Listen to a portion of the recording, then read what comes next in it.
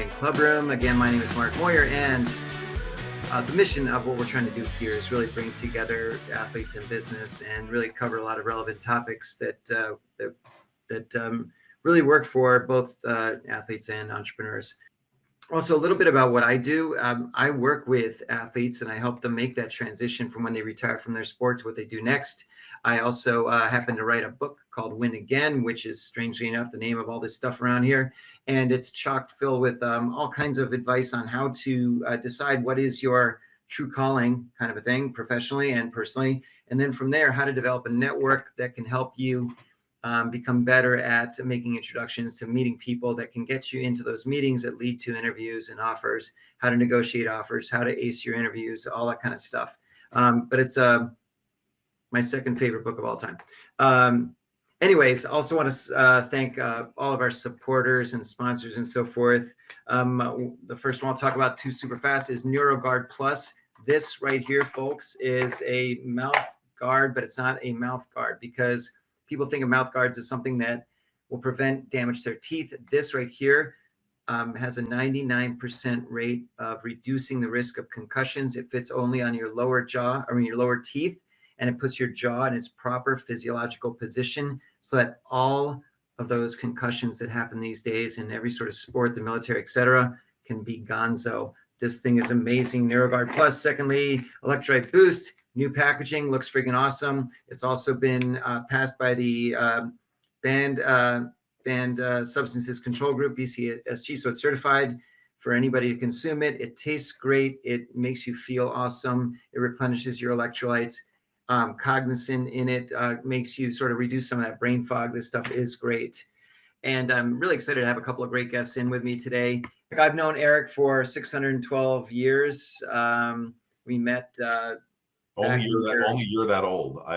I'm still a child compared to you. So, no, but I think we met on the in the hills of like the Scotland where we were racing to face. I think Mel Gibson was with us when we were facing off against the Vikings or whatever it was. I don't even know what I'm talking about. But anyway, and hi, Mike. So Eric, I'm just going to give a quick short intro too because there's a lot of stuff I want to cover in the next few minutes. Number one is. Eric spent 15 years in the sports space and then pretty much took a nosedive, had PTSD, suffered from anxiety, some depression, a lot of depression maybe. He was bedbound for 2.5 years.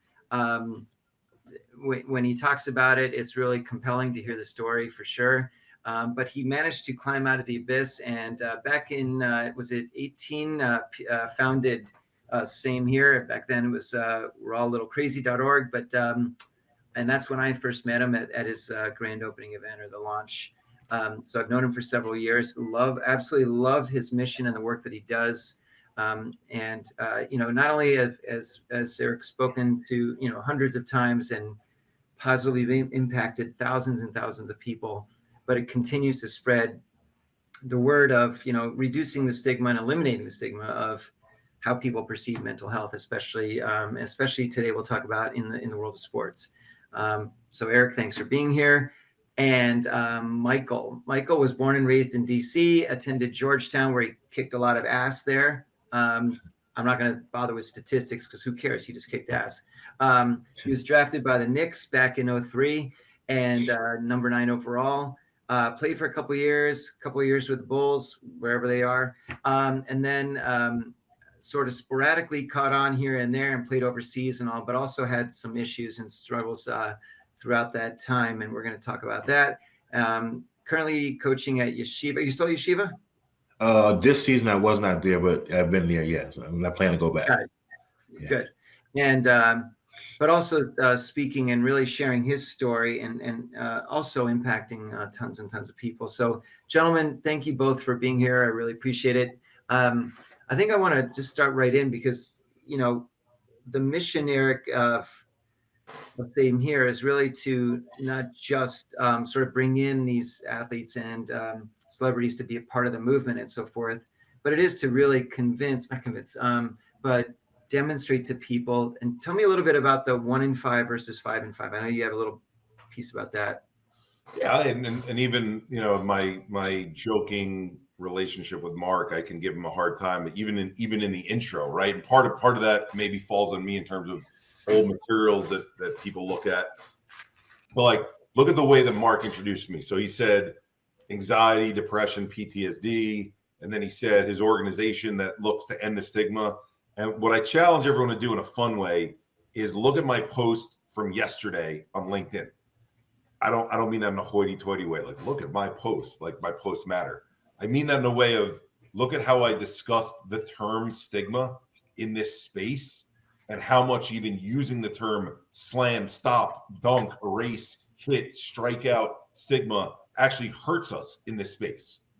Okay, so I bring that up because you talked about the 1 in 5. You asked me to bring that up. So without sharing my story too much, unless you want me to go into it, and I certainly can. I know there's a lot of folks that I was on earlier with who know the story well, but let's take the 2 main campaigns that are in the mental health space.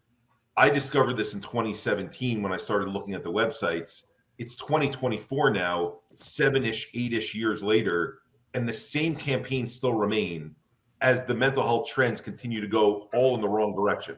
So suicide, the highest it's ever been in the history of our country. Overdose, the highest it's ever been. Suicide is over 50,000 people now. Overdose, over 100,000 people. If you're under 50 in this country, number 1 reason to die is overdose. Number 2 is suicide. The messages aren't correct. The way we're treating people aren't correct. Okay. There's a lot that we need to change, but in the messaging specifically that Mark's talking about, most of the campaigns, the 2 main messages they start off with, the first is 1 in 5 people are mentally ill.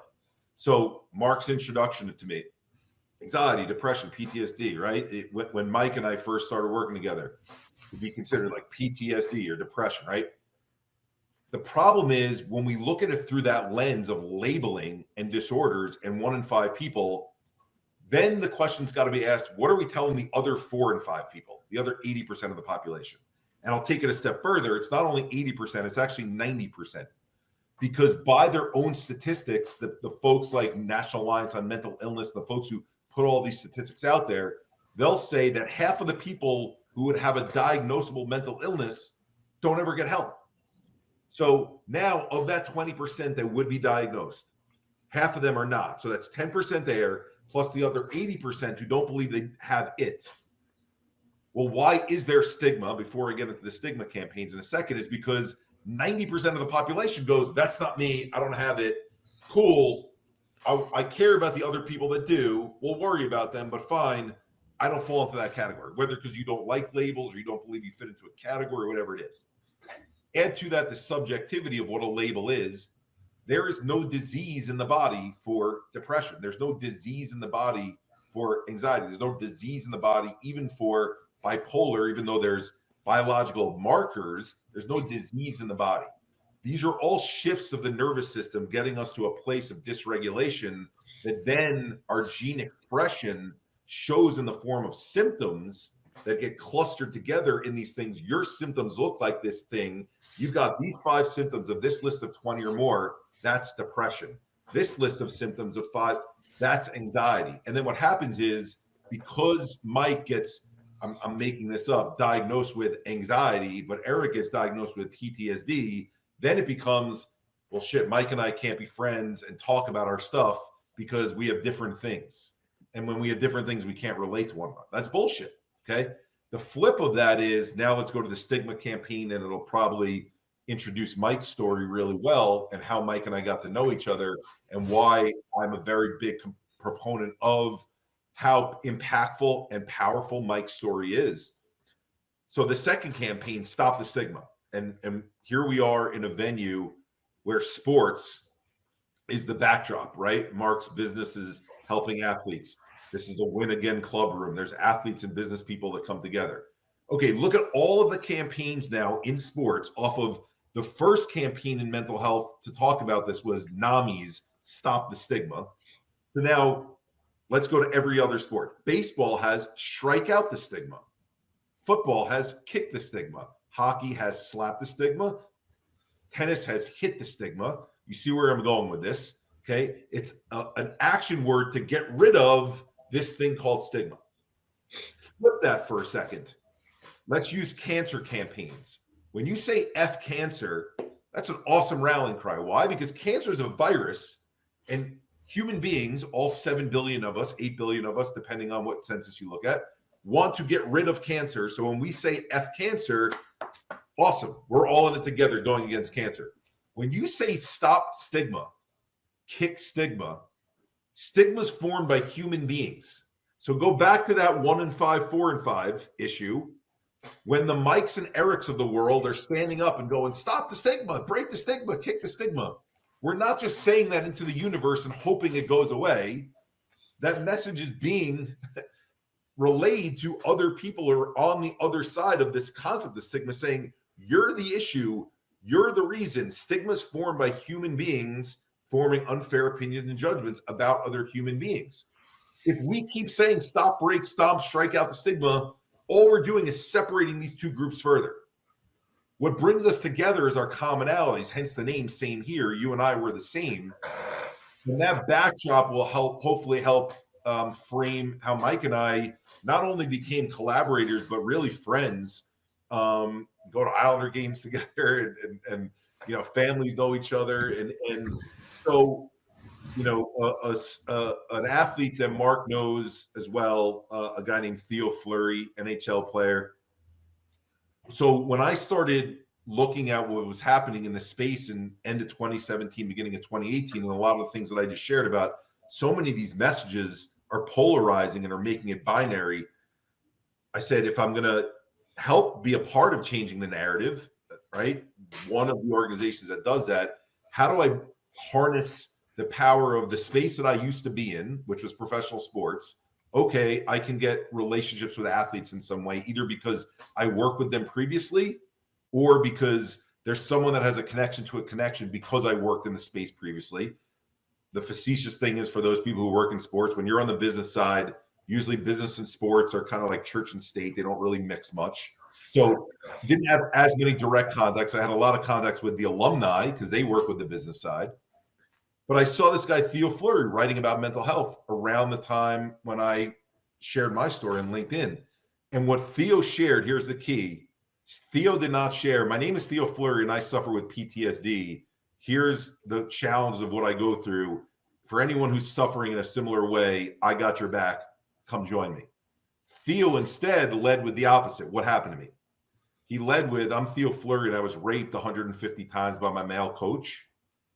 And my father was an addicted gambler. My mother was a Jehovah's Witness who guilted me into believing that I was not going to get salvation. And I'm not trying to get religious or anything. She was using religion as a control factor with him. It's not meant as a judgment on their belief system. And so Theo shared the ingredients that went into making him a child, that then a young adult, that then goes on to play in the NHL. And because he's super skilled, no one knows these things are going on. And he's drinking, drugging, sexing, gambling, all of his $50 million that he made in his NHL career away because he doesn't know how to live life on life terms. But where it ends up with Theo is he retires, as we see, unfortunately, with so many professional athletes. He doesn't know how to live life on life's terms. He's got a nice house in New Mexico. That's about what he's saved up with. And he's got a gun rattling between his teeth and a whole thing of cocaine on his table, about to end his life because he doesn't know what to do with himself. He doesn't feel purpose. He doesn't feel identity. That leading with what happened to you, to me, is the ingredients that brings people together.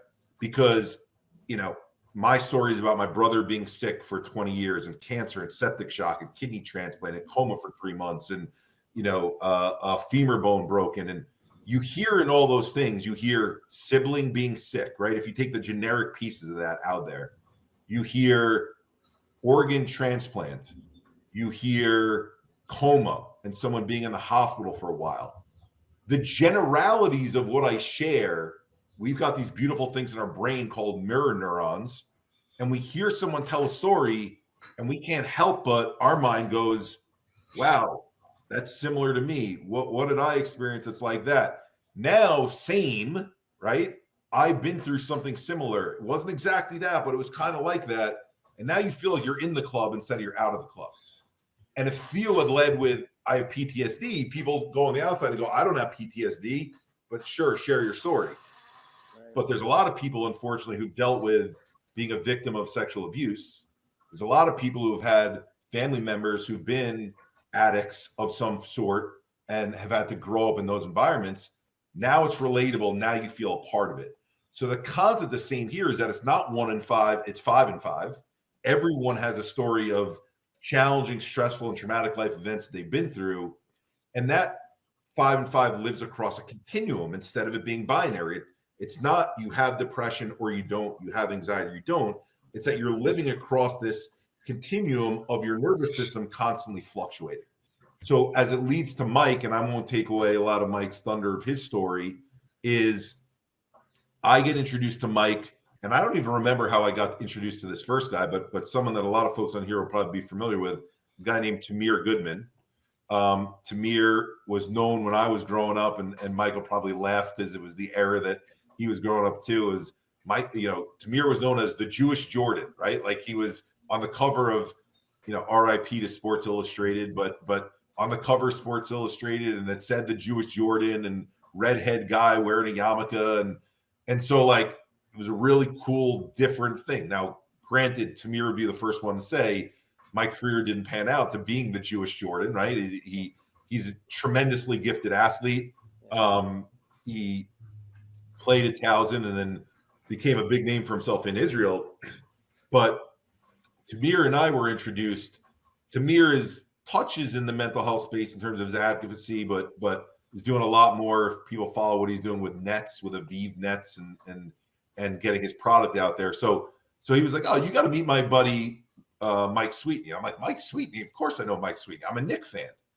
So Mike and I get on the phone, and it's weird. Like people have different memories of where they were at different times. Like I literally remember laying on my couch having a conversation with Mike for 3 hours the first time we spoke, right? And like we were just hitting it off like brothers. And here's the reason why: is because when I'm introduced to someone, my MO in being introduced to them is not to go, "My name's Eric Houston. I've got an organization called Same Here, and I'd love for you to join it for this, this, and this reason."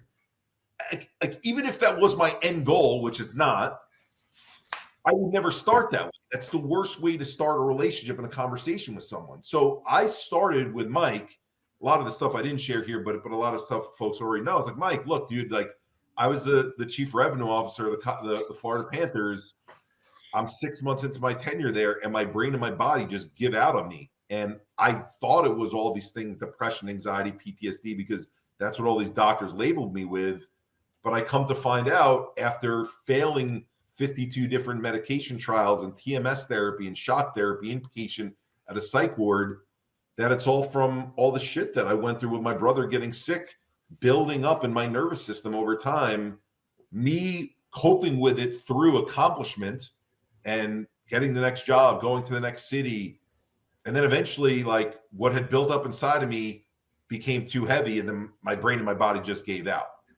So I shared that with Mike, and then Mike starts opening up to me, not about his advocacy work, not about who he's hired by, not about, "Hey, do you have speaking engagements?" Which I'm not trying to out any athletes or entertainers that I've spoken with before, but there are plenty of people who've heard my story and they come up to me on stage and and these are people that I watch on TV growing up as a kid.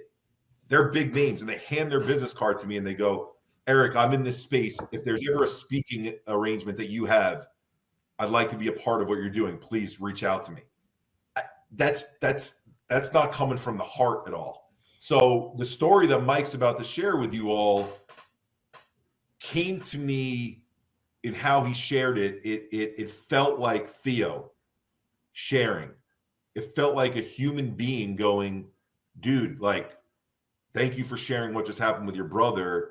Like, this is my story of what happened to me." And we were sharing not for the purposes of how do we use this entrepreneurially. We're sharing it to go like, "Dude, your pain is recognizable to my pain." And the last thing I'll say before Mike goes and shares his story, and I usually like, Mike's so humble that I'm giving everyone a heads up already. Like I add in things sometimes when Mike talks because he's so humble that I need to play it up to show you how ridiculous some of these things are that he went through it, and the high versus the low. But his story you're going to hear it and you go, that's a very different story than Eric. Mike was an NBA player, and what he went through is not what Eric went through. And Theo was an NHL player, and Theo played 14 years in the NHL with 7-time All-Star. Mike played not 14 years in the NBA. I forget exactly how many years Mike was, 3 or 4. So Eric, where are the connection points? And the connection points are going to come from the emotional pain that we all felt from what we went through. So the stories don't have to be the same stories of what you went through. The emotional pain is what is the same. So Mike, you want to take it from there and give some background? Well, hey, one quick thing, Eric. Yeah, Mark. Tamir reached out actually earlier this morning and said hello to both you guys. Wanted to say hi. Couldn't make it, Nice. but so funny you should mention him. Good guy. Michael, batter up. Let's hear it. Well, good afternoon, everybody. So, pretty much, I'm just going to pick it up where Eric left off. Obviously, went to Georgetown University, and I ended up putting my name in the famous 2003 NBA draft, the same year as LeBron James, Carmelo Anthony, Dwayne Wade, and luckily, I went number 9 to the New York Knicks. So it was a whirlwind, exciting time. My life was at an all-time high at that point. I'm like, wow, I'm from DC area. Chubby kid from, Prince George's County, Maryland, was expecting to make it out, but being a top 10 pick to the Knicks was amazing. And so this was in June. And then a month later, I was in this thing called Rookie Transition Program where they teach you about finances, women, the NBA lifestyle, new family members who don't come into your life, all that type of stuff. So they were teaching us about that. And we weren't supposed to have our phones, but I had my phone in my pocket and it kept ringing like 20 times. I looked at my brother calling me. And he was crying hysterically. And he said, hey, Dad died of a heart attack. And for me, it was kind of like taking a back moment because I had talked to my father that morning and said, hey, when this rookie transition program is over, I'm going to come see you. And then I didn't get that chance, but talked to me at like 9 a.m. And then by noon, he was gone. And that just really shook my world. I went from being on top of the world, having a billboard in Times Square, to feeling like probably the lowest person on earth. It was hard. And I thought that basketball was going to be like my outlet, keep going to practices and games and things like that, but not really realizing how much of a business professional athletes are. Because like obviously college, well now it's different now because NIL, but high school and college was fun. It was fun. You had no responsibilities, you had none of that stuff. But being in the business of basketball was like really hard. So I was trying to juggle being a professional athlete and still having that pain of losing my father.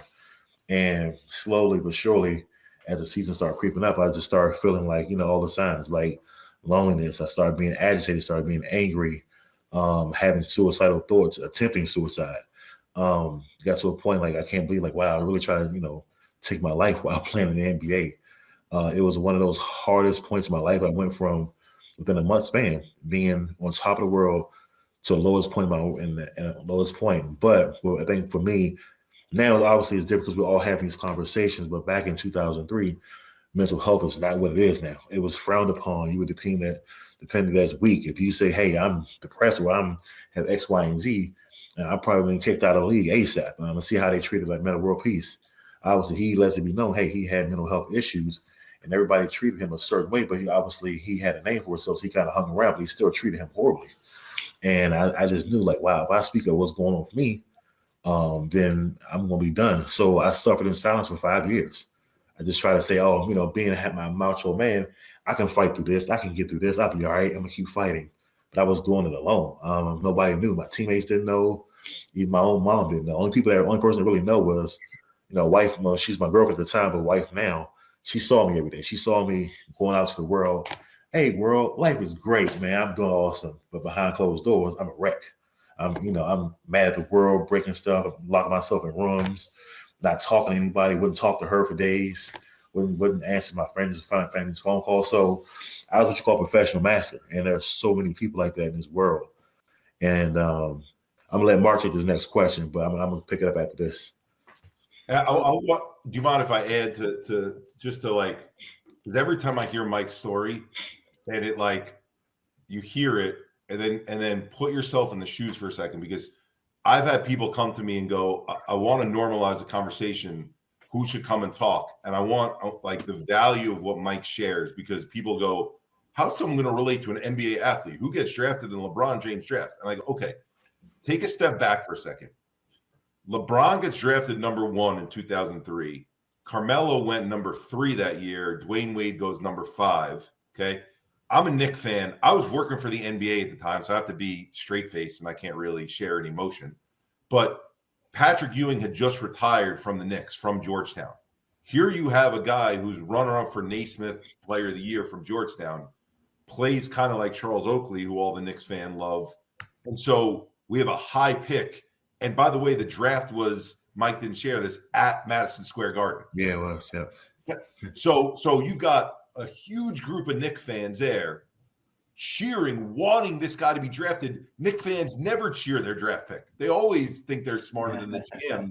That's right. Mike gets drafted and everyone's cheering. So people go, okay, I can't relate to that because I'm not an NBA draft pick who was drafted in the greatest draft ever.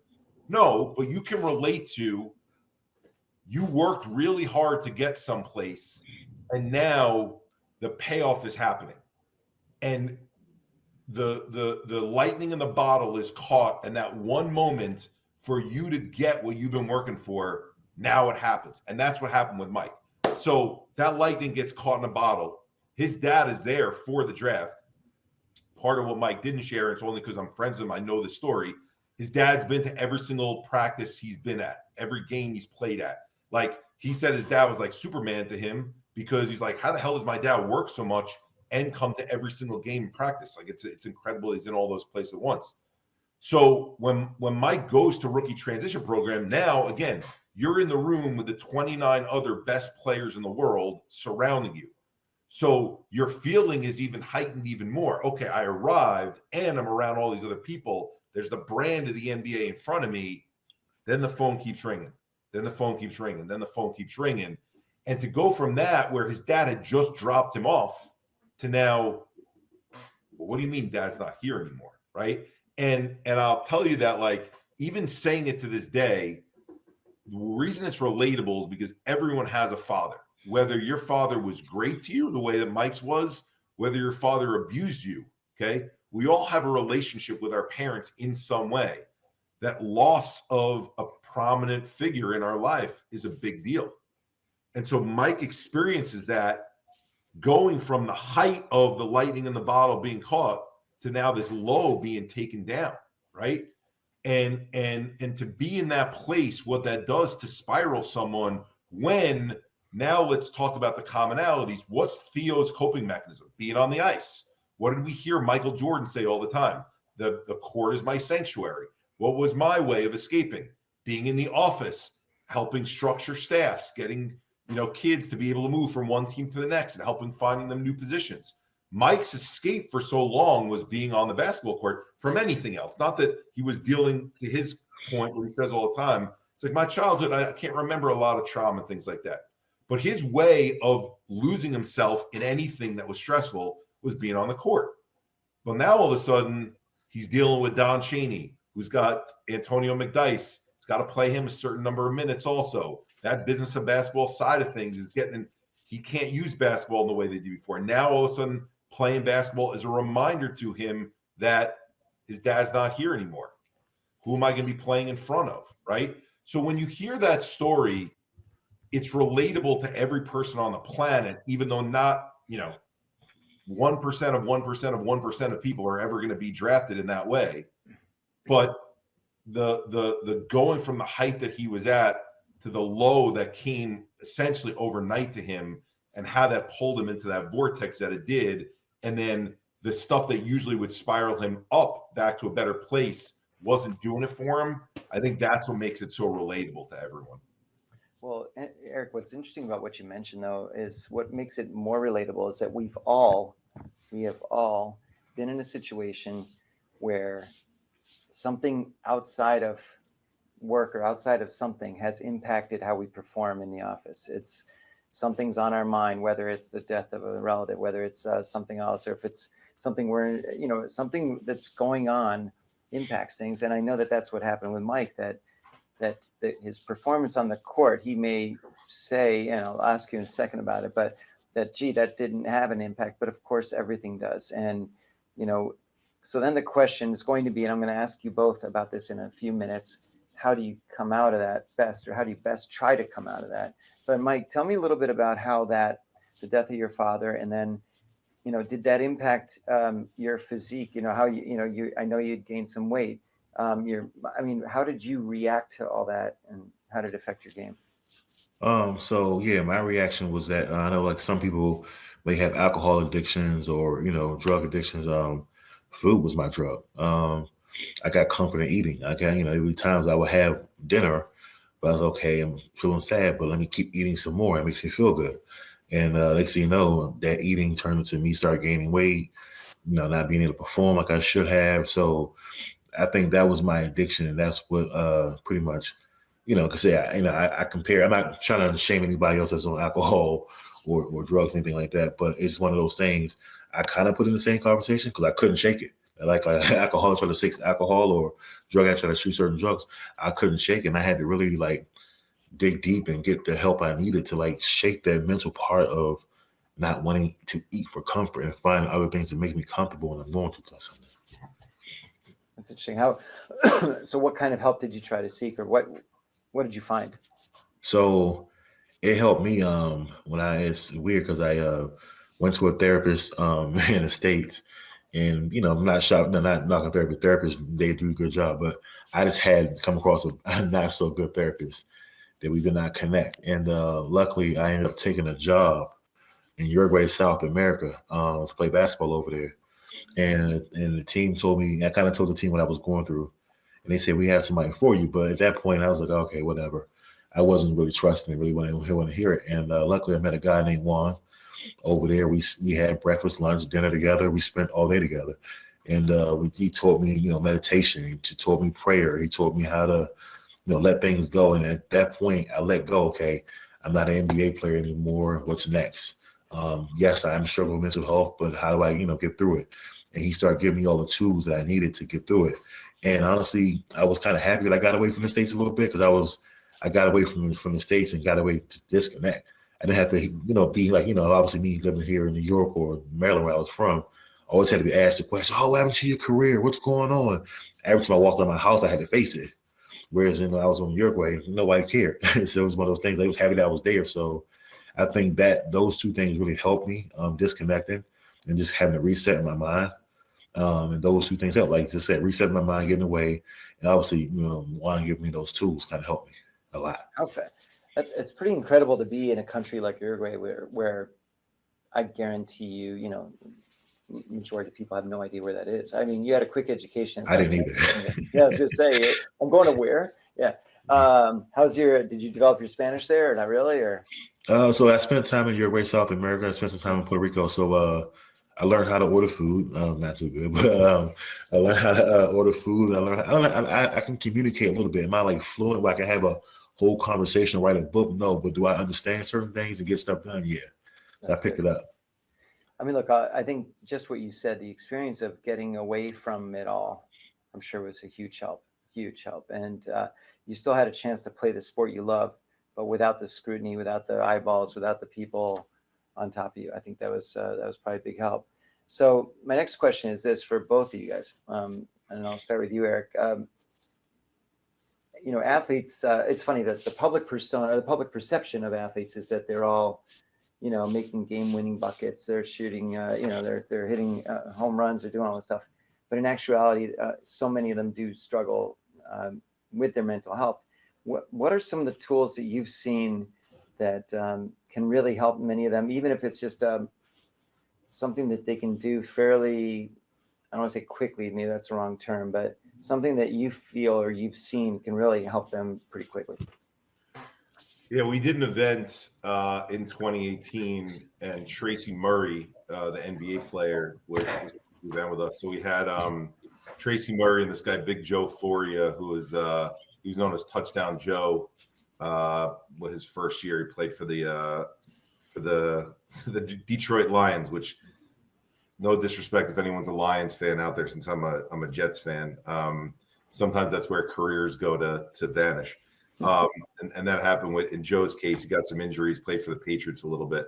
But Tracy shared that when his grandmother passed away, it really impacted him. You know, a lot of people are as close to their grandparents the way that Mike was to his dad, right? And you know, in sharing that, you know, what he said was, you know, the what he would have opened up to at the time with his own team. So forget about people that he's competing against on the court. With his own team, he said, back to Mike calling it a business, he said, there are people competing with me on the Houston Rockets at the time when it happened, then later with the Toronto Raptors, who wanted my spot. I think he was like 6th or 7th man in the rotation, did a great outside shot when he was with Houston, and then becomes a starter with Toronto. But Tracy's tall, can shoot the lights out, and he's like, if I said I'm struggling because my grandma passed, he's like, my own teammates in practice will be in my ear being like, what's wrong? Not doing well because grandma's not here anymore? Like, it's pretty messed up, right? And the business side of, that's my additional millions that I'll make if I take that 6-man spot, or if I take that starting spot over him or her, makes a big difference, right? So I wanted to start off by saying that, and answering your question, is that we think of these athletes as, yeah, they deal with stuff that everyone else does, but once they're on the playing surface, they tune everything else out. That's not how our nervous system works. Like, basketball can be your sanctuary, the court can be your sanctuary. When you get on the ice, you can believe you're tuning everything out, but subconsciously, you are holding on to those things, and how it impacts your performance. Your nervous system knows, right? You breathe not as deeply, right? Your fast twitch muscle fibers don't move as quickly. Like, your circuitry literally changes. So I don't think there's an athlete on the planet whose mental health hasn't been impacted. And then where we're at right now, okay, the NBA requires that there's a mental health professional. The NFL requires that there's a mental health professional at each team. It's only a certain number of hours in some cases. And there's an issue of the bridge of, what does mental health mean at these teams to these players? So back to the old understanding, the 1 in 5 and the mental illness and the stop the stigma. If you think you're going to the team psychologist because, I don't want to get a label like Mike did of depression, you're not going to go. Whereas, no, you can talk to, hey, my grandmother passed away, and that's really affecting me right now. That's life, and that's how life is impacting me and impacting performance. That's the type of culture we need to create. In terms of working out of it and finding tools, there's an interesting article that was published in the New York Times yesterday. I'm not a New York Times fan, so I'm giving credit to a paper that I don't love. And I don't love them. I'm not trying to get political, because most of these media outlets, the pharmaceutical industry is the biggest advertiser, 70% of their advertising. So they're not going to publish the things that help people heal. They're going to publish the things that keep people stuck in a spot, going back to the well of fix it, fix it, fix it. What fixes it for me? So I was shocked that they let this story out there. But they did an article on, are we talking about mental health too much through the lens of disorder and diagnosis? So that was one piece of the article. And there were all these research studies showing that when we do it through the lens of disorder and diagnosis, we feel like we don't have agency in healing. We're messed up in certain ways. We're not going to be able to get better. So that was number one. Then they did a side study that was unrelated to it, but they put both of them together in this article, of what's called SEL in school, social emotional learning. And in that social emotional learning study, they looked at mindfulness and breathwork training. And they didn't see a positive impact. This is over like a 5-year span in the schools. And that's not to knock mindfulness and breathwork. I think they're both phenomenal exercises.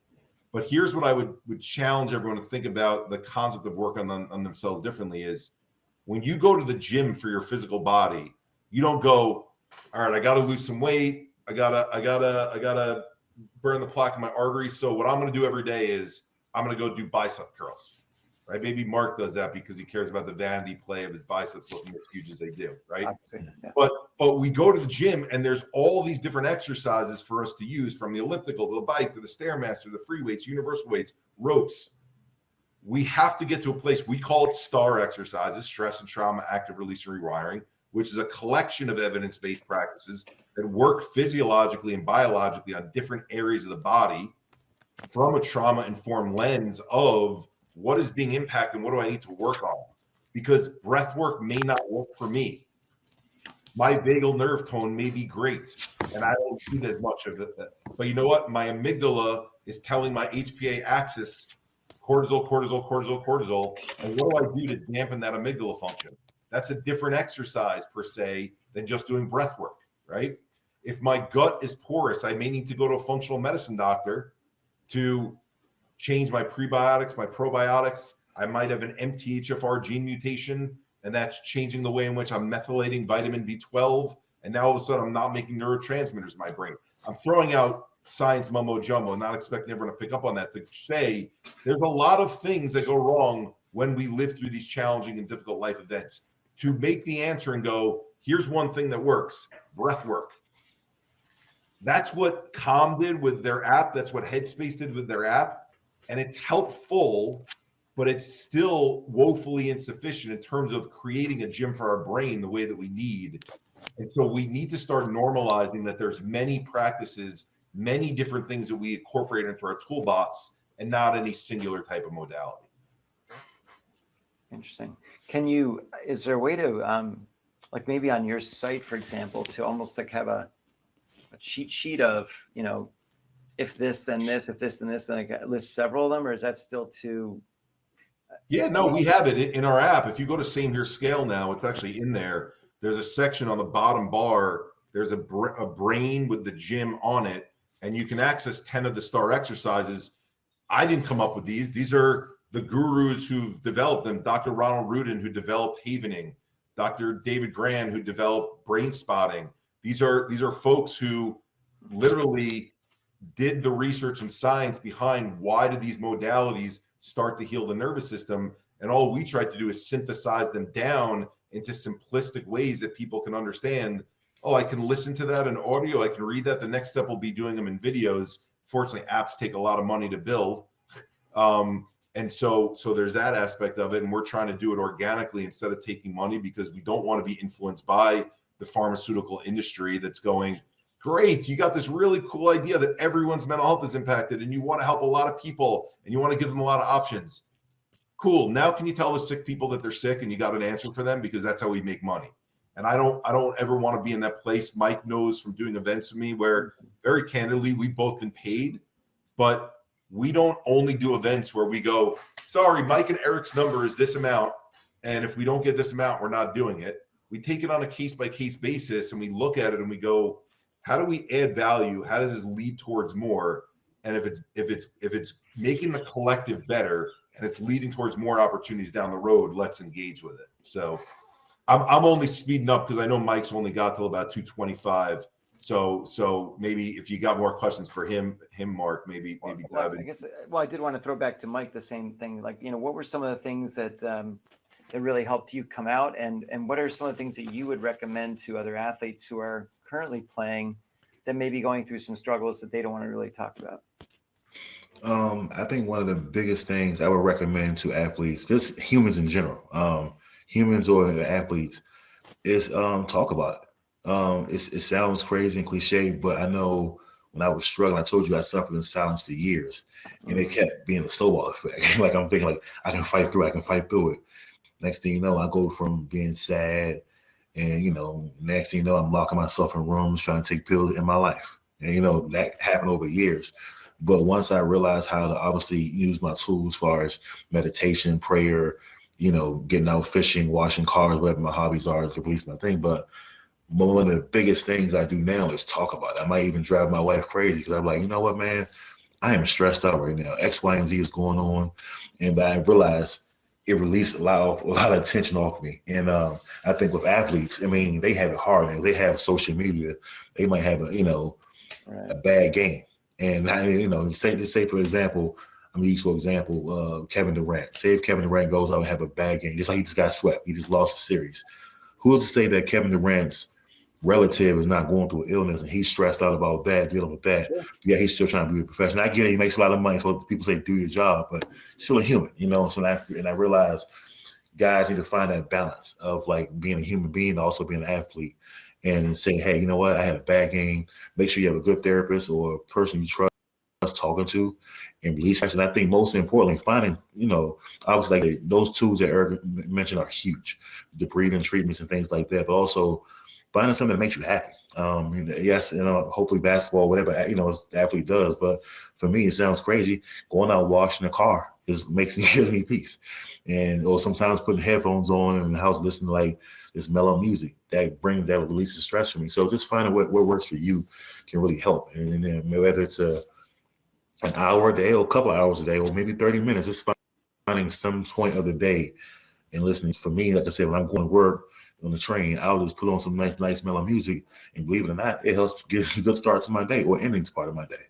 So that's key. But let's say someone's currently playing for, let's say the Knicks or something, one of these guys, and you know, we can't see what they're going through or not going through.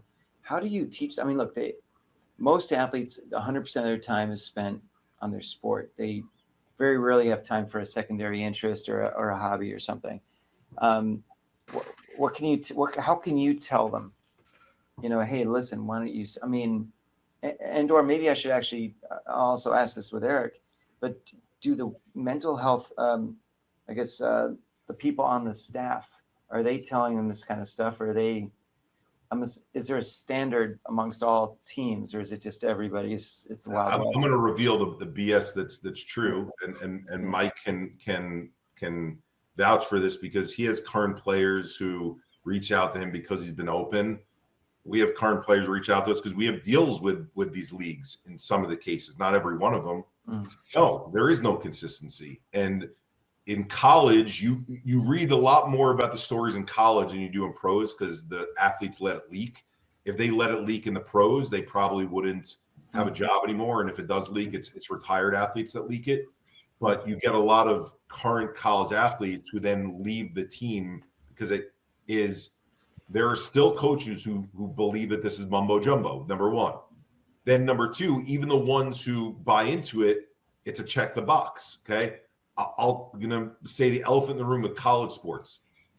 Their example of doing mental health is we have a bunch of mental health practitioners on our staff, okay? Even a sports psychologist. Awesome. It's a great movement in the right direction. But then they're like, that's the issues that they take care of. And there's not a lot of training with the coaches who are day to day. When I say coaches, I don't mean just head coaches. To your point, the athletic trainer, right? The folks who are the assistant coach and the position coaches, to be able to field these questions. And so a lot of the entry points oftentimes happen in the athletic training room because the guys are there getting ice and stim, the gals are getting their ice and stim. And that's the one time where the athlete's able to kind of just chill and relax for a second, and then regular conversation happens. But when you're constantly in the room with your position coach and your position coach is saying, when you hit the line, you weren't 2 inches away from the line, you were 5 inches away from the line. How do we have enough room for the rest of the play to actually develop if you're not all the way close to the line as possible? Good luck introducing that conversation there, right? That's not, it's a term that gets thrown around with this concept of psychological safety. Psychological safety is I could say whatever the hell I need to say when I need to say it and not get judged for it, not get put on the sideline for it, right? There's got to be a lot of trust between coaches and athletes for that to be the case, where the coach knows and the athlete knows I'm going to perform better, or my player is going to perform better if I give him or her the leash to be able to come out and say that. And that's not happening universally, right? Part of that is we can go into a whole nother, down a rabbit hole of common language, concept of the scale, being able to do check-ins where it's not just, hey, Mike, how you doing? I'm all right. I'm okay. I'm a 1 to a 5. That's not common language. Common language is literally looking at a scale and going, where are you at on here? Help me understand. Even if it's just giving me some kind of indication right now, that gets me to a better place of knowing what you're dealing with. So I think in fairness to where we are as a society and then where we are as sports leagues and teams, we have great people who are in sports psychologist roles. We don't necessarily have full buy-in either from the athletic directors or the owners, filtrating on down to the entire staff going, this shit really matters. This shit is real. This shit impacts every single one of us, and we all need to work on it. Mike, would you agree? I don't want to. Yeah. So two things I'm going to piggyback off what you said. Two things. So it's weird with professional sports, right? So say if I'm an athlete and I go see my doctor, if I have like some chest pains or a bad stomach ache, and I tell my team doctor that, right? That team doctor goes and tells your coach. He goes and tells your ownership and things like that. So guys are probably reluctant on going to go talk to a team therapist, not knowing, hey, if I'm struggling with a breakup with my girlfriend or going through such and such, are they going to tell my owner or my coach this? Is this sacred? Because it might go, the team might find out, and it might go against my contract when I'm trying to renegotiate. So like, it's a really fine line. But also, I want to applaud Dan Hurley. I'm sorry, was it Dan? I'm sorry, Dan Hurley from UConn. Yeah. They did they did an interview with him in the Final Four. They said, how did you guys get here? And he said, to be honest with you, he talks about his whole mental health journey. And he said, I have mental health days with my team. Like mental health is a big part of what we do. It's not just, go out there and tell me how you feel. Like Eric said, what do you do? Scale of 1 to 10. He's like, I know about guys' breakups. I know about guys, fights with their parents. Like, I'm into these guys' life, mental health. And that's why there's a big trust. And you can tell on the floor the way those guys play for him, that he can shoot them out, and it's a different type of energy. So like Eric said, if you have a coach where it's like there's no trust there's no feeling there, why would a guy feel comfortable telling you what he's going through if it's just like you're chewing me out, but I don't think you care about me? It's all about what can I do for you. So I think there's a big disconnect, and it's someone we gotta find a way to meet in the middle. So that's interesting. So look, obviously, and Eric, you mentioned this a second ago, we can go on for hours about this, but I do want to tie things together here real quickly. Number one, Mike, what's keeping you busy these days? Right now, I'm just doing public speaking on mental health. I'm a spokesperson for a company called New Horizon Counseling Center. I'm the spokesperson for that. So I visit homeless shelters, substance abuse centers on the daily. That's what I'm getting ready to head to now, to a homeless shelter, and try to help people out with their mental health and inspire them to really take care of it as much as they take care of everything else. Being a father and a husband, and pretty much, I think me and Eric have the same mindset. We're really trying to just change the world when it comes to mental health. Just trying to save and change as many lives as possible, and that's been my journey. It's just I went from, being a basketball player to pretty much saying being forced in a situation, but realizing what I went through in my life, I decided I want to change others' lives. So just being a mental health advocate and trying to change lives, and being a dad and a husband all in one. What's the best way for people to reach you if they'd like? I'm on Instagram at Mike Sweetney. Same thing with LinkedIn, Mike Sweetney. Facebook, same thing, Mike Sweetney. And my email is sweetney5050@gmail.com, and I'll put that in the chat real quick if anybody needs it. It's Sweetney 5050. Does that mean you're not really sure if that's you or not? Actually, I'm so weird. I'm not creative enough, so my jersey number is number 50 with the Knicks. So I just got it. And Sweetney 50 was already taken, so I just did not have a 50. All right, not bad. I know it sounds corny, but hey. No, it's all good. And Eric, what about you? Actually, the first question I have for you is, if someone does go to your site or wants to know more, where would you like to direct them first? So that I can be stricken down by my mentors that biting off more than I can chew, because the answer to that question is there's a lot of things that we're doing, and we're not sticking in one lane saying we're going to be the K through 12 mental health solution, right? So I'd say the first place is the programs page on our website, and the programs page shows how we do mental health programming, for which Mike is a part of, in K through 12s, colleges, sports teams and leagues, corporate offices, and then service departments like a Nellis Air Force Base or an NYPD. So on that page, you can see the different delivery mechanisms through which it's not a talk. It's how do we develop a programmatic approach with you in your organization? We have a templated way that we do it, but it's never going to be rolled out in that completely templated way. We want to have it as a starting point and then meet you where your employees are. To Mike's point about how athletes on a professional team might be. The other place is, as a starting point, we're still, I would say 60% of the way there, but it's a good starting point if you want to start working on mental health this way, is to go to our app, which is Same Here, one word, and then Scale, second word. So think of it like we use measurements and metrics in physical health, our weight, our blood pressure, our diabetes, our blood sugar level, and then we do activities based on what those measurements are. Well, there's measurements in mental health that are based off of a science. It's called polyvagal, which shows the shifts in the nervous system. So our scale allows you to track your trends over time, see how your movement's taking place. It explains to you the thoughts, feelings, and behaviors that come in underneath each one of those places on the scale, so that you have common language. And when I'm talking with Mike, how you doing? I've been fluctuating lately. Eric, how you doing? I've been struggling lately. We know what fluctuating or struggling means. And then the STAR exercises, what am I doing about them? Always looking for strategic partners. Mike talking about speaking, like it's awesome. He and I go to schools together, and I'm revealing too much here, and hopefully, I shouldn't say hopefully, I am underselling ourselves, but we don't have the model that you see speakers bureaus go to. We don't go, hey, to have us out here, it starts at a minimum of this. And it's hey, what's your budgets? Let's figure out how to make this work, where we get creative with it. We've got other tools and levers that we can bring involved. Is there other places we can find funding? We just want to partner with people to change the conversation. And so, for me, reaching out, it's our most active social channel is up on my name there on the little Chiron or whatever that is. So it's at @SameHere_global for Instagram is where we're most active.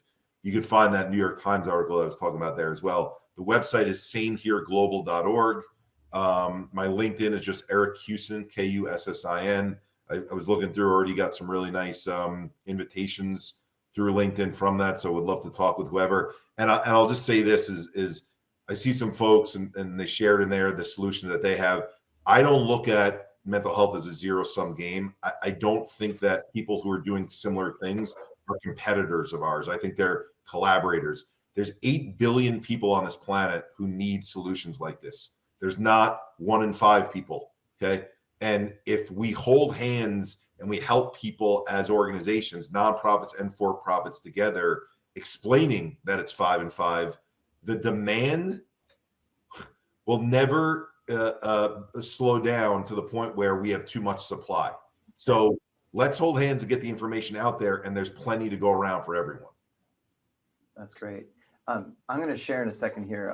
I just want to say that this is my favorite page on your website right here, because this picture right here, I took that picture, and I'm pretty excited about that. That's my claim to fame right now. Anyways, but with that said, thank you, gentlemen, so much for being here. I really appreciate your time. The insight's fantastic. Every time I have you on, Eric, we can go on for hours and hours. I mean, there's so much ground to cover, but this was a really great start. And I am going to put this out on YouTube, so you can all share it as you'd like. But there's several portions here that were really quite strong. And Michael, I really appreciate your insight from the lens of a professional athlete who was obviously, as you said, at the top of the world, and then you went to the bottom of the world in just the course of one phone call.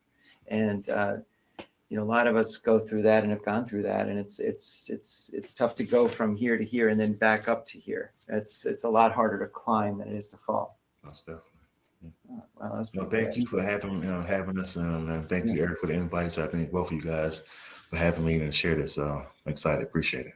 Thank you, Mike, and thank you, Eric. You're the man. Appreciate your time too. Good luck at the talk, Mike. Thank you, man. Appreciate it. All right.